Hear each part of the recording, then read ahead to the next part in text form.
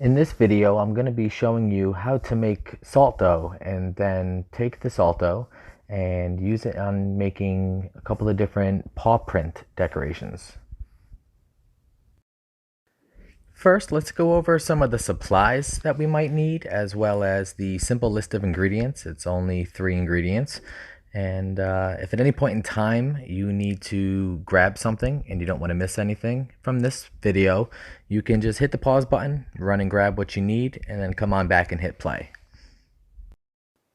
Let's go ahead and start with the ingredients. As I said, there's only 3. This is a nice simple recipe, nice and easy to do. You're just going to go ahead and need 1 cup of flour. Any flour is fine. You can use all-purpose flour. I'm using bread flour, it doesn't really matter. You're going to need 1 cup of salt, regular table salt, the kind that we use to dissolve in water, and then half a cup of water. Go ahead and grab those 3 and get those together.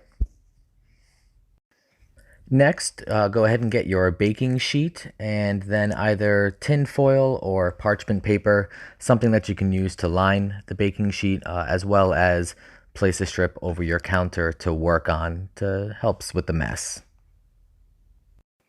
Now we need a good sized mixing bowl and we're going to mix all the ingredients in there together, as well as a couple of different cups, different sizes. You want the opening on the top to be different sizes so we can make different sized circles. Use the cups to actually cut out the dough, and I'll show you how to do that in a little bit. Last but not least, you'll want some paint and some brushes, different size brushes as well. The paint, best to use acrylic on the dough. Once the dough is baked, it's going to absorb the oil-based paints, the thinner paints. If you use those, acrylic seems to work best for making sure you can get a nice good coat on them once they're baked and cooled off and ready to be decorated if you decide to go that route.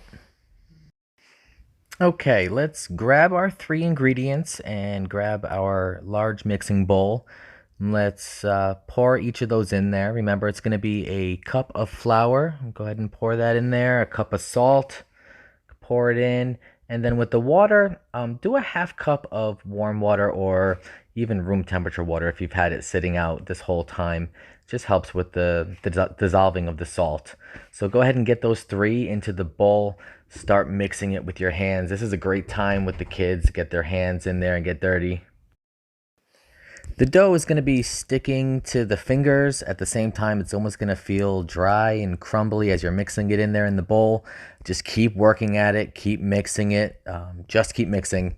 It'll start to form into a more solid mass.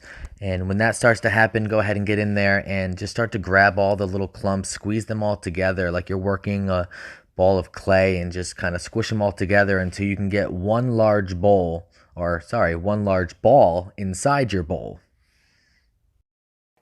Once we have the solid ball, we're going to take it out of the bowl and place it onto our foil or parchment paper that we have laid out on our counter.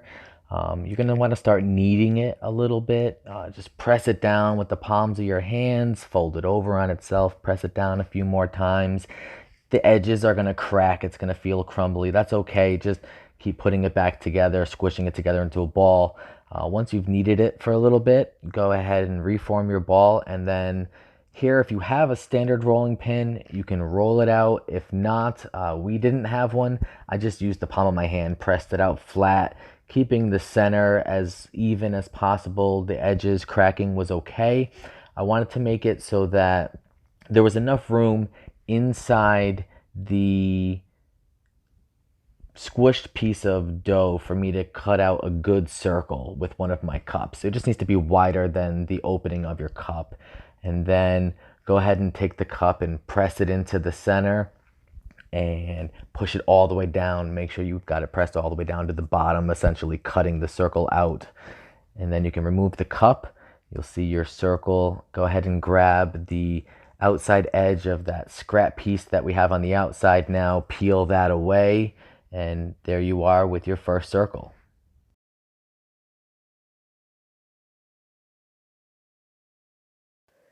Now time for a little more fun. Go ahead and take your circle on the parchment paper or the tin foil, and if you have a dog at home and they're willing, if you're able to do it with your dog, Hopefully it's a little more willing than mine. This took a little work to get her to be a little willing to put her paw down onto it.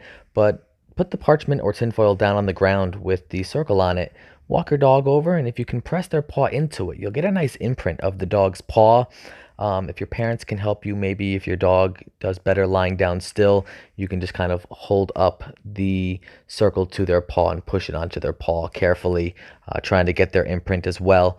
If a dog isn't available, if your dog's not willing, maybe you don't have a dog at home, you can use your thumb and your fingers and just kind of press in, making indentations where the dog's paw print would be. Maybe look at an image of a paw print and just kind of line up your thumbs, making the same imprint. If you do use your dog and press their paw into this, have something like a gentle wet wipe or even a warm washcloth ready just to wipe off their paws. This is a salt dough. It's going to leave a salt residue on the bottom of their paws. You don't want them licking too much of their paws or even drying out their paws and causing any sort of irritation. So make sure we take care of the puppers and wipe their paws clean as well.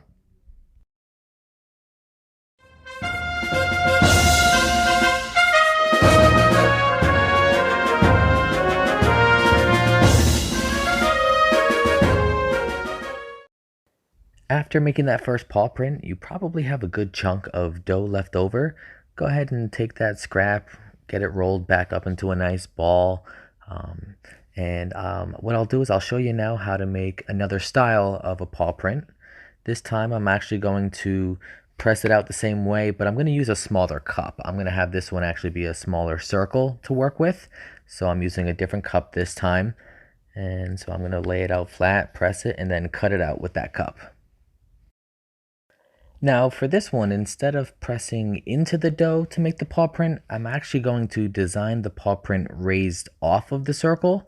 So I'm going to take some of the leftover scrap that I have from cutting out this circle, and I'm just going to make a couple of different size balls, shape them out as a paw print, and place it onto the circle in the center. I'm actually going to make them taller, raised off of the circle more than I want them to be, and actually thinner than I want them to be, because I'm going to want to press them down. Make sure I press each one down so that the paw print itself actually sticks to the base. And when I do that, it's going to make them wider. They're going to spread out. So I make them taller and a little narrower. So when I press them down, they've got room to spread out and still stick well to the bottom. And for the final one I'm doing today, nice, easy, and quick, my rolling pin, I don't own a regular one, it actually has indented paw prints on it. So I'm actually going to use it here. I'm going to make another ball with my scraps, press it out, but I'm going to leave it a little thicker because this time I'm going to roll it with the pin and I don't want it to get too thin. So I'll leave it a little thicker, and then when I roll it with the pin, I'm going to roll it down to that 1/2 inch thickness that I've been working with about, and it's going to have a nice paw print design in the top just to give it a little puppy flair. And it can be used for whatever. You can use that as a base design before your dog even presses their paw print in, kind of mix it up. I got it off of Amazon a little while back, and it was the only pin I had. Decided to finally use it.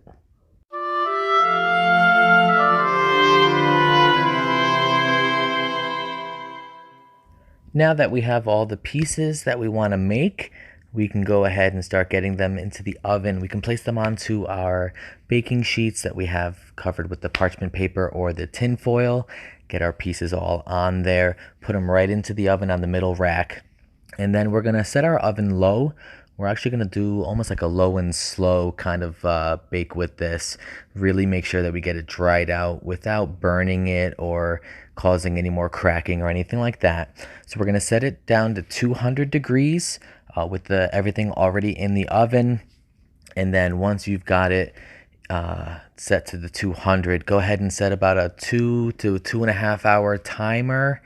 It's gonna take about that long to fully dry them out. I've been setting mine for about 2 hours, and then when the 2 hour timer goes off, I just turn the timer off, turn the oven off, and leave the pieces in the oven to cool in the oven. So as the oven cools down, they're still getting a little bit of heat to dry them out fully, and then they cool off in the oven as well. Once you know they're fully cooled, go ahead and take your pieces out of the oven and head over to the area you have set aside for painting and grab your paints and go ahead and just decorate how you see fit. Use the colors you want to use. Really make it your own here. As you can see, I actually made one right here, blue with a bee on it. Made this for my sister for her little fur baby that she has at home. She kind of got me into making this video, so I figured I'd give her a quick little shout out and show her what I made her that she can't have now.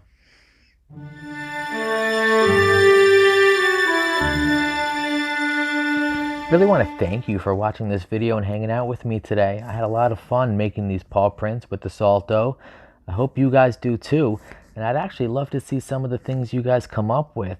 You can actually head over to our website, fidelco.org. You can even find us on Facebook and Instagram. Would love for you guys to share some of the photos and the images of the things that you've made, see what you've come up with. Be safe and have fun.